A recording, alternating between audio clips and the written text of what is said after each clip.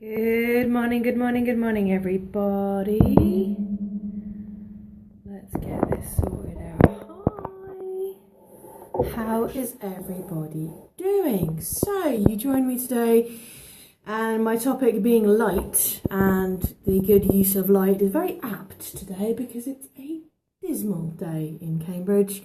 It is rainy and cloudy and pretty damn horrible. So I think the topic we're going to talk about today about finding your light for good images is going to be a very apt one. So I'd love to know where in the world you are. Tell me in the comments. I love talking to anyone that joins in with this video, so please do so. Let me know where you are and what you're up to, and if there's any questions you have about photography or about finding your light for images, I'd be more than happy to share with you. So as I've said, Cambridge is a very direly, it's not a nice day today.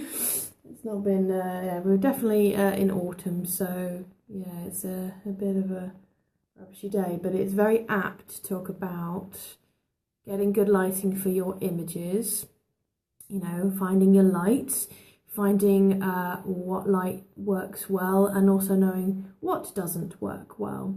So let's go first off into why lighting is important. So you can see right now I've got a light above me here, and then there's windows behind me, and you can see that I'm well lit. You can see that my face is clear, and you can see particular small details of my face, and you can see me, it looks good. So that's why lighting is important, because you want to be able to see the image properly.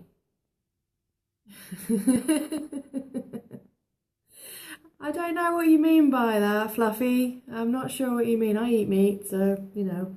But let's give you an example of some bad light. So I've got a light above me here, which you can't see. And there are two windows. There's one facing that way, and there's one facing behind me, so I've got a good natural light. I'm just going to get up now and turn the main light off. And there we go. You can see, you can see that the light's gone definitely a lot dimmer, but you've got lots of natural light from behind me, which is pretty damn good. So, other bad light, you could probably, right, I'm gonna attempt to pick this up now and see what I can do. One moment. Disentangle this from its lock. There we go. So, you can see I am stood to the side of my light source. There is my light source, there's the window there. And you can already see with regards to when I stand side on to my light source, I am well lit. So let's have a look at a bad example of lighting. Okay, so if I take you over to the window, you can see now, ooh, hey there, thank you for joining me. You can see this is me standing right in front of my window. You can see the highlights here are quite kind of harsh here. Hey buddy, how you doing? So let's turn around and let's go left. You can see now I've got one side of my right hand side of my face quite highlight, but the left hand side of my face is not particularly well lit. So what my suggestion is for you, hey Reeve, how you doing, is that you need to rotate. So let's take my camera up here, and you can see on the right hand side of me here quite a lot of light. So let's move around. Can you see how light is completely changing here? So what do you think? This is right in front. Do you think the right in front works? Or down to the side? Which one looks better to you? So let's go all the way around. So this is for me on one side. This is one side here. That looks pretty good, I think. If you're doing natural light, you're about 45 degrees to the window. This is straight on, so this is quite a lot more shadow. Can you see the shadow underneath my chin? Not so flattering, really. Let's go right around. I've got the light. See, now, that's not brilliant, is it? You've got light to one side and you've got light behind me. You've got loads of shadows around my face. So I personally think if you're going to try to take some photos of yourself, stand 45 degrees to your light source and have it in front of you. And let's try something else. So if I stand right behind me, that doesn't look good, is it? You've got lots of light, you've got lots of blown out bits here, you can't see my face very well, so try not to stand in front of a window because you don't really have the definition there. So, as a tiny recap, let's move around here. Me in front, not particularly bad, but at 45 degrees, pretty good. I'm sorry, Shouts, I can't understand that, I don't speak that language. So let's go back and sit down for a sec and let's talk about some other methods that you can use to make sure your photos look brilliant. I'm just going to stick that back on the table.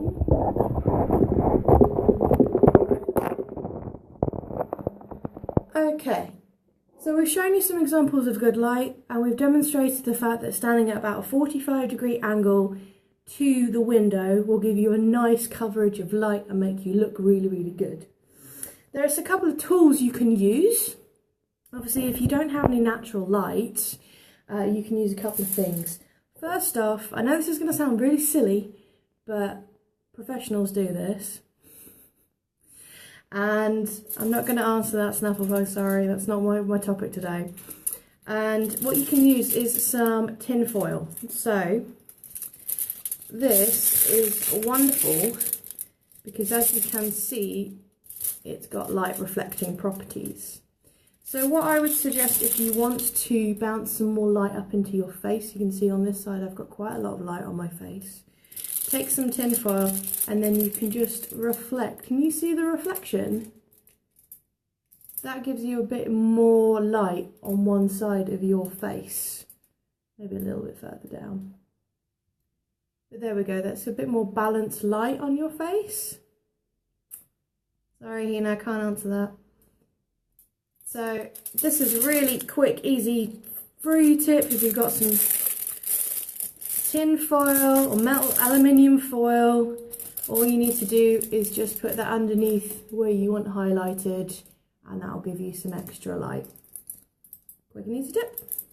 The next thing you want to maybe consider is I have a couple of small tools. Like I've got this tiny Manfrotto light. I would love to demonstrate use, but unfortunately it has died. But what this does is give me a little bit of extra light if I want to stick this on top of my camera or my phone or my tablet. So that will then enable you to light up a scenario better. It also normally comes like this, so it's 3 LEDs, but it also has a diffuser. So what I can say is if you don't want to go buy one of these, you can find diffusers around your house. So I'll give an example of like a professional diffuser. So I have a flash gun and this bit here is the diffuser. So you can see it is opaque. And when the light comes in there, it diffuses the light outwards so it's not as harsh. So harsh lighting will give you lots of shadows and it won't be as flattering as diffused lighting. So the easiest way to do that with any kind of thing, with your camera, I would suggest getting some tissue paper, some baking paper, making it into a small square and then putting it over your flash and that'll diffuse the light. It will also mean it won't be as powerful, but it will be more flattering. I mean, if you have a scarf like here, you can see that this is quite thin. So you could put this over your flash and that will be nicely diffused and it'll give you a really great look. So in retrospect, we've learned that standing in the natural light is gonna make your photos look even better. It will, if you stand at 45 degrees, you will look really, really good because there's an amount of light going across you. Bad light is where you're standing with the light behind you, or if you're standing straight on. And good light, as I've mentioned, 45 degrees, try at that. And there are a couple of other things like using reflectors and reflecting light to make you look a little more, better. And using things like diffusers or even something like a scarf to put over your flash. So, thank you so much for watching. Just a couple of things I wanted to mention before I go and leave you for today. I'm going to be speaking tonight. It's tonight. Oh, it's really scary, but it's really awesome. Tonight I'm going to be speaking at Peka Chuka, and I cannot pronounce that, so I'm sorry if I said that wrong, at Espresso Library in Cambridge at 7:30 tonight. Come join me, some awesome other speakers there. And the second thing, I'm going to be doing a Facebook live stream with my group called Drive the Network from 12 to 1 tomorrow, talking about how to get great images for your small business. So I hope you can join me either one of those. If not, join me next Tuesday around 11ish, and I'm going to be talking other topics. If you have topics you want to suggest about photography, how to look good, any questions you might have about posing or any photography related questions, then let me know via message. Tweet me, let me know, and check out my blog, so jemimawilcox.co.uk/blog, and you can find all of the transcripts and videos from these series from there. So have a mega awesome, fantastic day. Thank you for joining me. You've been awesome, and I'll see you next week.